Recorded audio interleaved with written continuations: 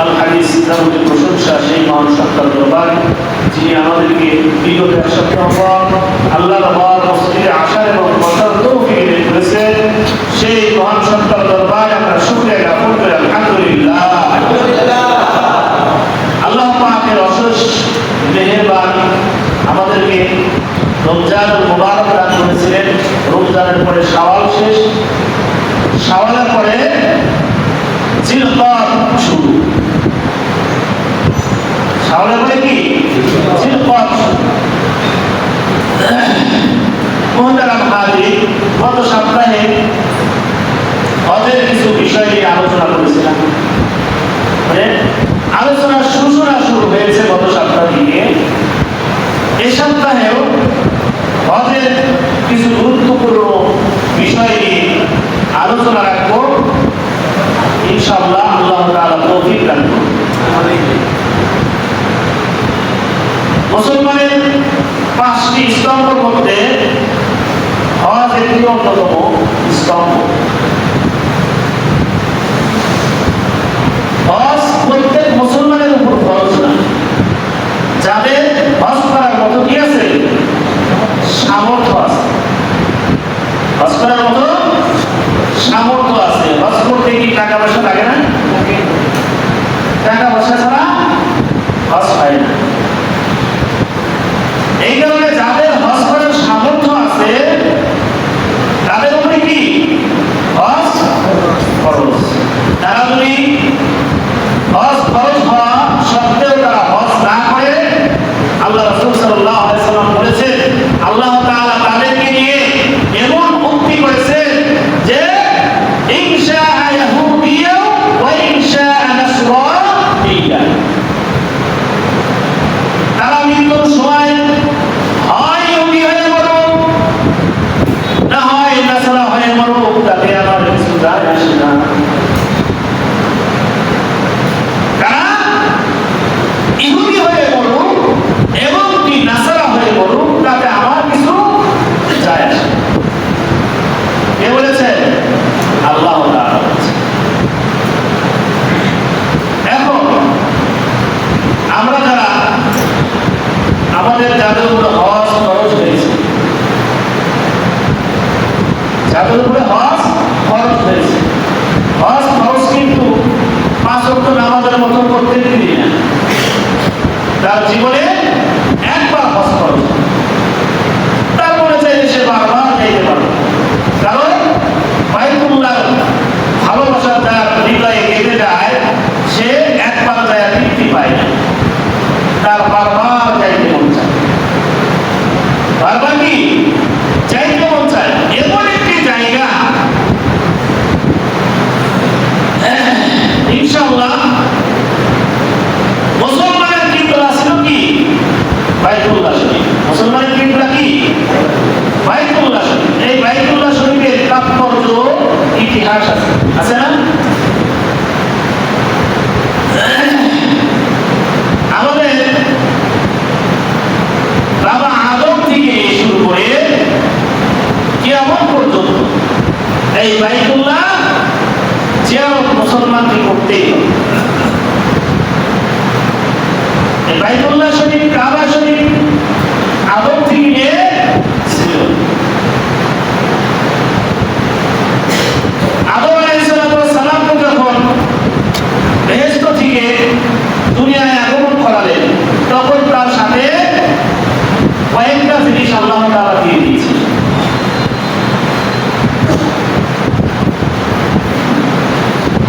এই বাইতুল্লাহ নির্মাণ হয়েছে কয়েকভাবে। হযরত আদম আলাইহিস সালাম নির্মাণ করেছেন এবং হযরত ইব্রাহিম আলাইহিস সালাম পুনরায় নির্মাণ করেছেন এবং রাসূল সাল্লাল্লাহু আলাইহি ওয়াসাল্লামের জামানায় কুরাইশরা পুনরায় নির্মাণ করেছে। এখন পর্যায়ে করবে আরো উন্নত হয়েছে। আগের যে বাইতুল্লাহ ছিল, আগের যে কাবা ছিল, সেই কাবাকে এখন আমরা দেখতে পাই। এখন কাবাটা কত সুন্দর না? অনেক সুন্দর।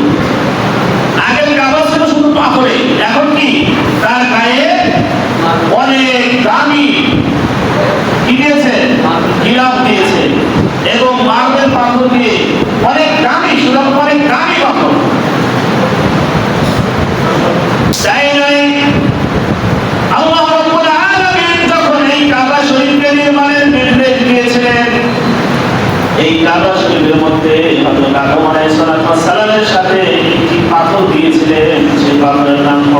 হচ্ছে হযরত আসওয়াদ পাথর।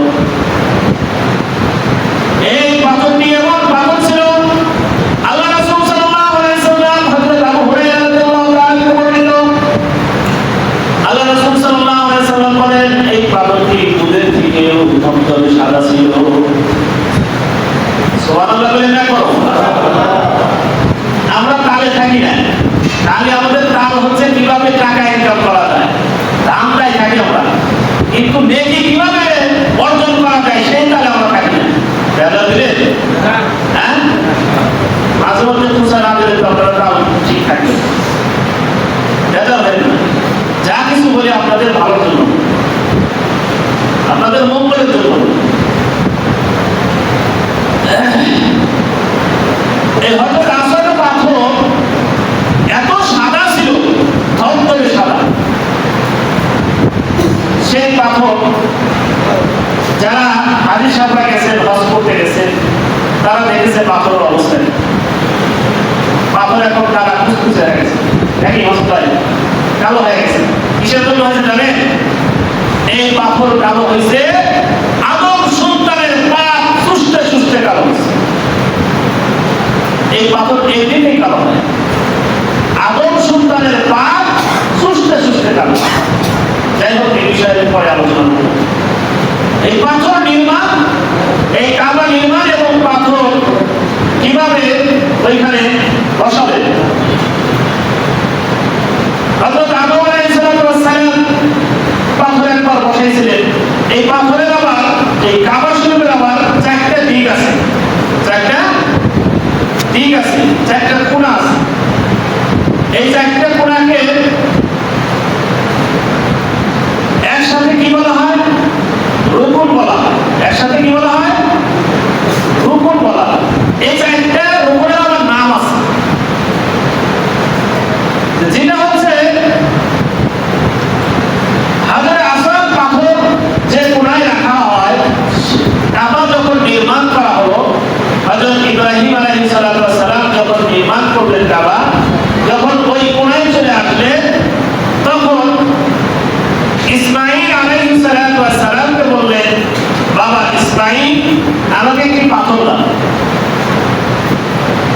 ইসমাঈল আলাইহিস সালাম অনেক খোঁজাখুঁজি করে একটি পাথর এনেলেন, কিন্তু সে পাথর ইব্রাহিম আলাইহিস সালামের পছন্দ হইল না।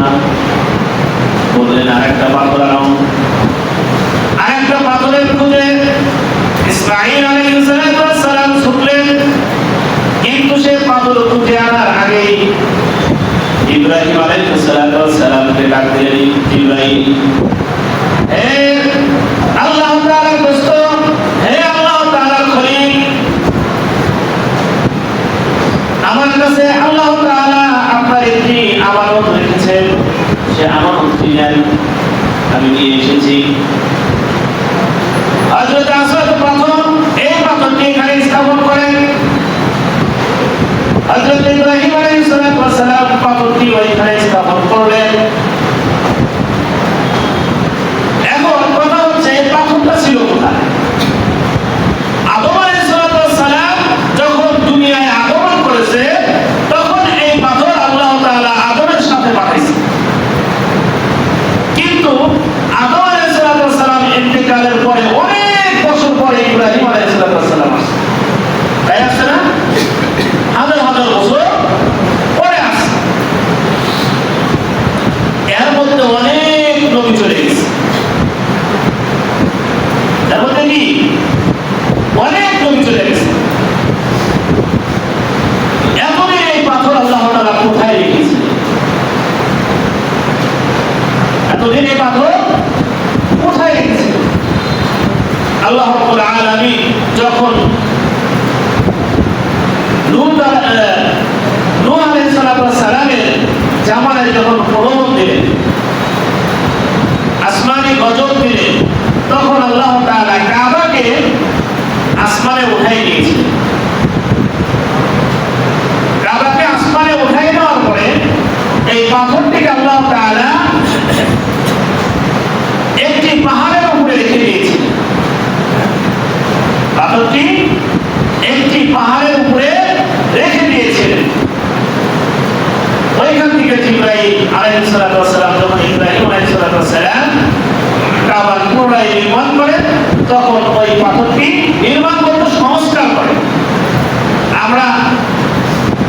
কাল পরিবর্তন করি না, ঘরের চাল যদি পুরানো হয় তাহলে সেটা পরিবর্তন করি, এটাকে পুনরায় নির্মাণ বলা হয়।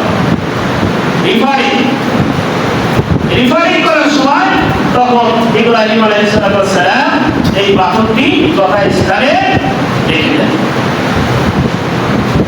এখন হযরত আদম আলাইহিস সালামের সাথে তিনটি জিনিস আল্লাহ তাআলা দিয়েছিলেন। সেই তিনটি জিনিসের কথা শোনার দরকার আছে নাকি? হ্যাঁ, সবাই বলেন, সবাই মনে শোনার দরকার নেই নাকি? আমরা জানি? হ্যাঁ, বলতে পারবো কেউ? যে বলতে পারবেন একটু হাত তুলে দেখান। এত সুন্দর একটা ঘটনা যে আদম আলাইহিস সালামের সাথে দুনিয়ায় কি কি আল্লাহ তাআলা পাঠিয়েছিলেন। বেশি জিনিস না, তিনটা জিনিস।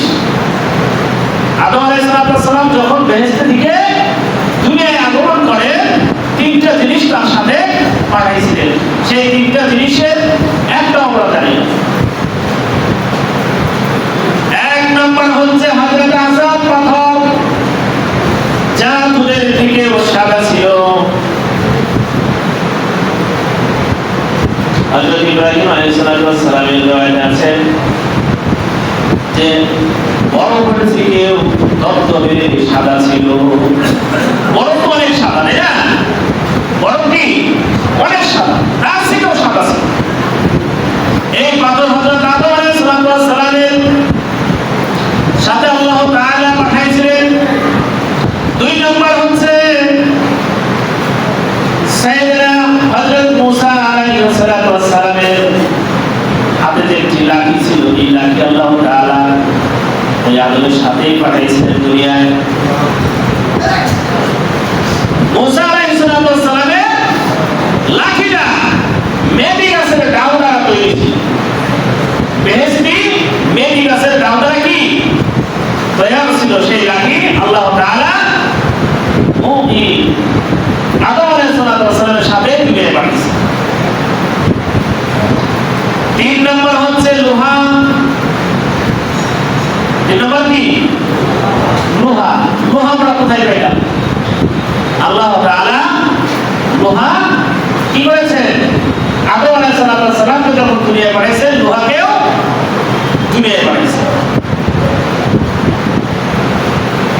লোহা শুধু লোহাই নয়, লোহার সাথে আরো তিনটি বস্তু যুক্ত ছিল। লোহার সাথে আরো তিনটি বস্তু যুক্ত ছিল। তাহলে এক নম্বর কি? হাজারে আসাদ পাথর। এক নম্বরে হাজারে আসাদ পাথর আল্লাহ তাআলা দুনিয়ায় প্রেরণ করেছেন, তার সাথে আদমের সাথে। দুই নম্বর হচ্ছে হযরত মুসা আলাইহিস সালাম যে লাঠি ব্যবহার করতেন, যে লাঠি জমিনে ছেড়ে দিলে সাপ হয়ে যায়, জমিনে ছেড়ে দিলে সাপ হয়ে যায়। তিন নম্বর হচ্ছে আল্লাহ তাআলা লোহা তার সাথে পাঠাইছিলেন, আরো তিনটি বস্তু পাঠাইছিলেন। কামারের নেহায়া। নেহায়া কোনটাকে বলে? যেটার উপরে লোহা রেখে কামার হাতুড়কে পিটায়, যেটার উপরে কি লোহা রেখে। এখনকার কামারদের দেখিতে ওই যে রেলের পা তাই না কামাররা বসায় গেছে, ওটার উপরে পিটায়, তাই না? এরকম দেখি আমরা। ওইরকম একটি লোহার নেহায়া পাঠাইছে। দ্বিতীয়ত হচ্ছে কামার যে লোহা কাপ হলে যে লোহাটাকে ধরে, ওটাকে কি বলে? লোহা যে ধরে, লোহা ধরে না, লোহাকে হাতে ধরে, সারাশি। এটা এমন করে ধরে, ধরে তারপরে লোহা পিটায়। নেহায়ের উপরে রাইখা লোহা কি করে? পিটায়। এই দুটি। আরেকটি হচ্ছে লোহা পিটানো হামার। লোহা পিটানো কি? হামার। একটি হামার তাফসীরে কুদরিতে এসেছে।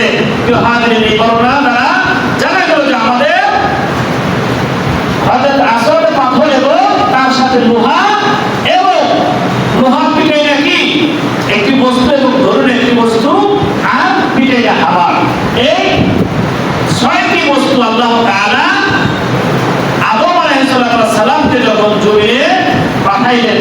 এই বস্তুগুলো আল্লাহ তাআলা পাঠিয়ে দিয়েছে। সুবহানাল্লাহ, পাওয়ার নাই।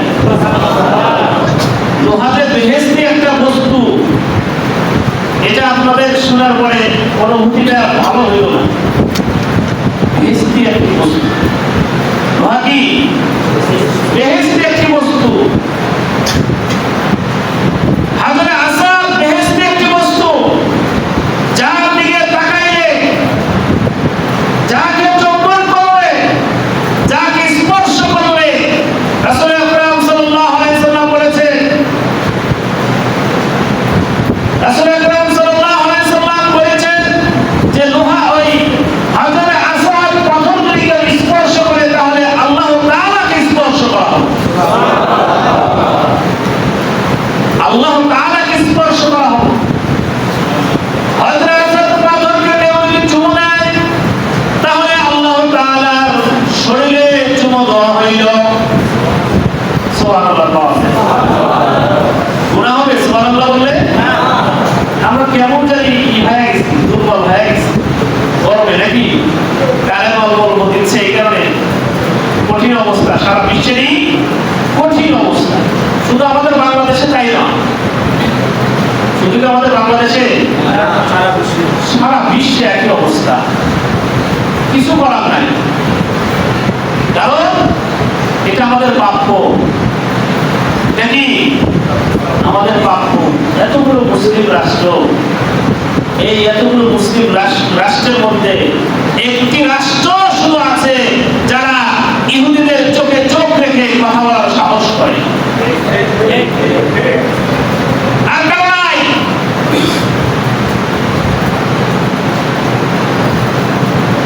মুসলমান কেমনে মুসলমান দাবি করি আমরা? কেমনে? পৃথিবীতে এতগুলো মুসলিম গান, অনেকগুলো মুসলিম গান, কিন্তু কোরআনের আইনে রাষ্ট্র পরিচালনা করে এরকম রাষ্ট্র আছে, আছে না? হ্যাঁ, বিশ্বের মধ্যে সবচেয়ে বড় জালেম, যে কোরআনকে অনুসরণ করতেছে, সে আজকে বিশ্বের মধ্যে সবচেয়ে বড় জালেম। আবু জেহেলও ভালো ছিল, পারসিকে আবু জেহেলও ভালো ছিল।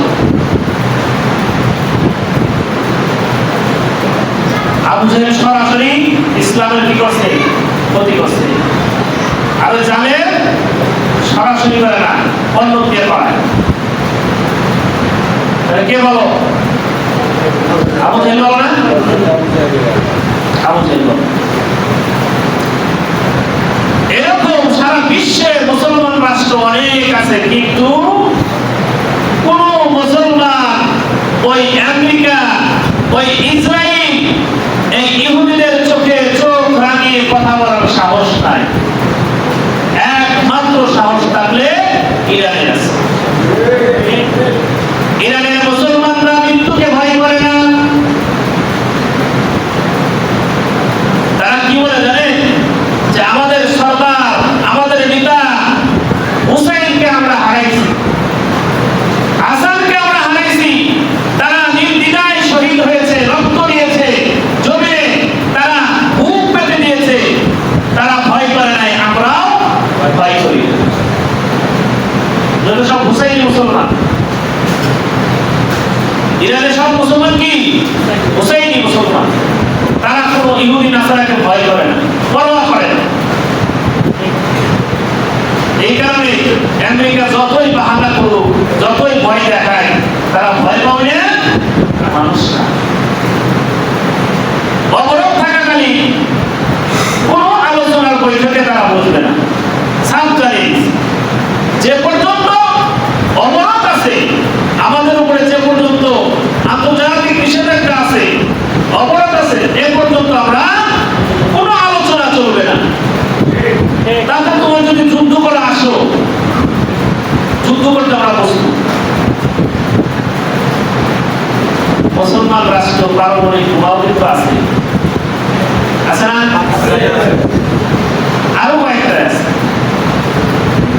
পারমাণবিক বোমার রাষ্ট্র মুসলমান আছে, কিন্তু তারা বেশি নেই, পাঁচাটে পাঁচাটে সবচেয়ে বড় গাদ্দার কাহিনী। আমরা এতদিন পাকিস্তানকে খুব ভালোবাসতাম না? হ্যাঁ, পাকিস্তান কিন্তু আমাদের হৃদয়ের একটি কোণে জায়গা করে আছে এবং অধিকার ছিল। কিন্তু দেখেন, তারাই হচ্ছে ইসলামের এই ইরানকে নিয়ে তারা অনেক চক্রান্ত করছে, অনেক চক্রান্ত করছে। এরা মুসলমান, এদের কাছে পারমাণবিক বোমা আছে, এরা কিন্তু পাঁচাটা গোলাম। আমেরিকার কাছেও পারমাণবিক আছে, যে রাষ্ট্রের কাছে পারমাণবিক আছে সেই রাষ্ট্র দুই রাষ্ট্র কখনো যুদ্ধে সহজে জড়াবে না, কারণ হিসাব আছে। একটা পারমাণবিক বোমা যদি কোন রাষ্ট্রে মারে, সেই দেশের পারমাণবিক বোমা আছে না নাই? তাহলে তার যদি থাকে 100 আর একটা যোগ হলে 100 একটা একসাথে ফুটবে। এমন একটা যন্ত্র যেটা মারলে পরে মনে করেন যে বাংলাদেশে যদি মারে তাহলে বাংলাদেশ পুরোটাই শেষ। মোটামুটি মনে করেন যে 100 কিলোমিটার, 150 কিলোমিটার, 200 কিলোমিটার দূরে কিছুই থাকবে না, পানি হয়ে যাবে। মানুষের হাড্ডি কঙ্কাল কিছুই খুঁজে পাওয়া যাবে না, সব ছাই হয়ে যাবে। এমন পাওয়া সমুদ্রের পানিগুলো মনে করেন যে জলশ্বাসে উপরে চলে আসবে। তাহলে পাকিস্তান যদি একবার আমেরিকাকে ধমক দিয়ে কথা বলে যে ট্রাম্প সোজা হয়ে যাও, বেশি বাড়াবাড়ি করিব না, ট্রাম্প চুপ হয়ে যাবে না? হ্যাঁ, কি বলে আপনারা? চুপ হবে না? কারণ পাকিস্তানের কাছে পারমাণবিক বোমা আছে, রাসায়নিক অস্ত্র আছে তার কাছে। সে যদি ধাক্কি দেয় শুনতে বাধ্য, কারণ ট্রাম্প ভালো করে জানে যে কোন পারমাণবিক বোমা দেশের সাথে টক্কর দেওয়া যাবে না, তাহলে আমি শেষ। যে দুই দেশ টক্কর দিবে, যার মাথা গরম হবে, যে মারবে সেই শেষ। আবার যদি মনে করেন যে দুইজন পাল্টাপাল্টি করে মারবো, তাহলে দুই দেশই শেষ। দুই দেশের কিছুই খুঁজে পাওয়া যাবে না। এমন একটি অস্ত্র, এই অস্ত্র ইহুদিরা চায় না যে ইরানের মতো যুদ্ধারের হাতে পড়ুক, কারণ যান ইরান এই পারমাণবিক বোমার মালিক হবে, সারা বিশ্ব ইরানকে দেখে থরথর করে কাঁপবে। তাদের পায়ের নিচে সিজদা দিতে হবে সারা বিশ্বকে। এই ভয়ে যে ইরানের পা চাটতে হবে, এই ভয়ে আমেরিকা এবং ইসরায়েল তাদেরকে পারমাণবিক বোমা বানাইতে দিবে না, কোনো মতেই বানাইতে দিবে না। হাজার হাজার কোটি টাকা, বিলিয়ন বিলিয়ন টাকা ইরানের বাজেয়াপ্ত করে রাখছে, স্যাংশন দিয়ে রাখছে। নিজের দেশের তেল বিক্রি করা টাকা স্যাংশন দিয়ে রাখছে। বুঝবো আমরা মুসলমান, মুসলমানের শক্তি হারিয়ে পেয়েছি। মুসলমানের শক্তি হারিয়ে ফেলেছি। আল্লাহ তাআলা আমাদের সকলকে ঈমানের শক্তি দান করুন, সকলে বলেন আমিন।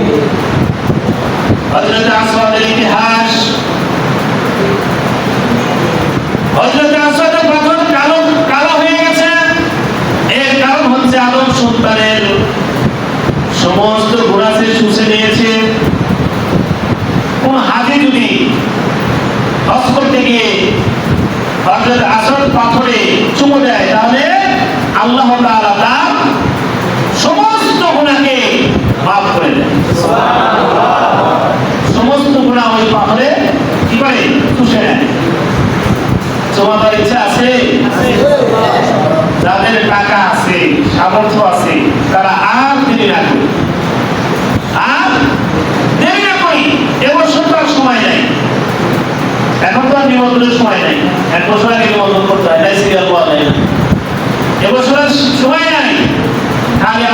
করে আল্লাহর কাছে বলতে হবে, আল্লাহ আগামী হজের আগে যেন আমার মৃত্যু না হয়, আমার উপরে তুমি হজ খরচ করেছো, আমি যেন হজ করেই করতে পারি।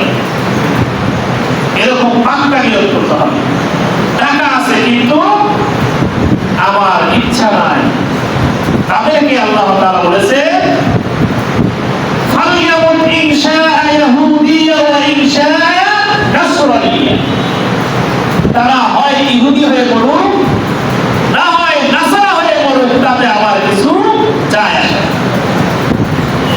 যাদের উপরে হজ খরচ হয়েছে কিন্তু সে হজ করল না, হজ করার আগে তার মৃত্যু এসে গেল, সে হয় ইহুদি হয়ে মরুক, না হয় নাসারা হয়ে মরুক, তাতে আমার কিছু যায় আসে না। কত বড় কথা! হজের সামর্থ্য যাদের আছে তাদের হজ করা দরকার না? এবছর হজের কত টাকা লাগতেছে মাসুদ ভাই জানেন না?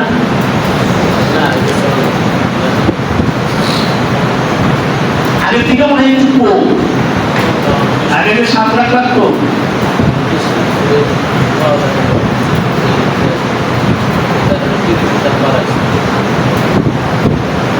যাই হোক, যাদের সামর্থ্য আছে ইনশাআল্লাহ আমরা আগের বছর নিয়ত করে রাখবো, আগের বছর কি করবো? হজ করব। আল্লাহ রাব্বুল আলামিন একজন হাজীর প্রতি কত যে নিয়ামত দান করেছেন সেটা ওইখানে গেলে বোঝা যায়। এখানে যারা গেছে, যাওয়ার সাথে সাথে ওই কাবা চত্বরে পা রাখার সাথে সাথে তার মনের পরিবর্তন হয়ে যায়। দুনিয়ার কোনো কিছুই তার মনে থাকে না, তার মনটা একদম ফ্রেশ হয়ে যায়, শয়তানের ওয়াসওয়াসা বন্ধ হয়ে যায়। আজ পর্যন্ত কেউ দেখছে যে ওই কাবা চত্বরের এরিয়ার মধ্যে থাইকা কেউ কোনো খারাপ কাজ করছে? অনেক মেয়ে মানুষ হজ করে না? আজ পর্যন্ত কোনো ইতিহাস নাই যে একজন পুরুষ একজন নারী স্পর্শ করছে, একজন পুরুষ একজন নারীকে অবৈধভাবে বেহায়াপনা করছে, এরকম কোনো রেকর্ড নাই। আছে কি? ওইখানে ওই জায়গা না, ওইখানে গেলে তার মনের পরিবর্তন ঘটাই দেন আল্লাহ তাআলা। কোন মানুষ যদি ওইখানে সারা বছর থাকতে পারে, তার মনে কোনো পাপ স্থান নেবে, কোন পাপের কাজ কল্পনায় আসবে না, এমন একটি জায়গা। আল্লাহ তাআলার কাছে আমরা দোয়া করি, আল্লাহ তাআলা আমাদেরকে ওই জায়গায় যাওয়ার তৌফিক দান করুন, সকলে আমিন। সকলেরই যাওয়া দরকার, সকলের কি যাওয়া দরকার। আমরা তো পাপী, আমরা কি পাপী? পাপ ছাড়া কেউ আছি আমরা? পাপ ছাড়া কেউ না, সকলেই পাপী। সকলে কি পাপী? পাপী বললাম এটা আমার বেদা হইলে নাকি? হইতেও পারে না। মুসলমান সুদ খায়, ঘুষ খায়, কথা বললে অপরাধ। কথা বললো কি অপরাধ হয়। যাই হোক, আল্লাহ তাআলা আমাদের সকলকে তৌফিক দান করুন। মৃত্যু অতি নিকটে, আমাদের কি মনে করতে হবে? মৃত্যু অতি নিকটে। হযরত আলী রাদিয়াল্লাহু তাআলাকে রাসূল সাল্লাল্লাহু আলাইহি ওয়াসাল্লাম জিজ্ঞেস করেছিলেন, হে আলী, তুমি মৃত্যুকে কতটা নিকটে মনে করো? হযরত আলী রাদিয়াল্লাহু তাআলা বলেছেন, আল্লাহ, মৃত্যুটাকে আমি এতটুকু মনে করি যে আমি ঘাড় ঘোরাইলাম, ঘাড় সোজা করতে পারবো কিনা, এতটুকু সময়ও আমার পাবো কিনা এটার কোনো গ্যারান্টি নাই। আমি মৃত্যুকে এতটা কাছে মনে করি। হযরত আবু বকর রাদিয়াল্লাহু তাআলাকে জিজ্ঞেস করলেন, হে আবু বকর, তুমি মৃত্যুকে কতটুকু দূরত্ব মনে করো? হযরত আবু বকর সিদ্দিক রাদিয়াল্লাহু তাআলা বললেন, ইয়া রাসূলুল্লাহ, মৃত্যুকে আমি এতটুকু দূরত্ব মনে করি, আমি চক্ষু বন্ধ করলাম, চোখ খুলতে পারবো কিনা এর কোনো গ্যারান্টি না। চোখ বন্ধ করলে চোখ টিপতে কতটুকু সময় লাগে? ন্যানো সেকেন্ড লাগে। চোখ বন্ধ করলে আর খুললে কতটুকু সময় লাগে? এতটুকু সময় পাবো কিনা? যারা বেহেশতের সার্টিফিকেট দাঁড়িয়ে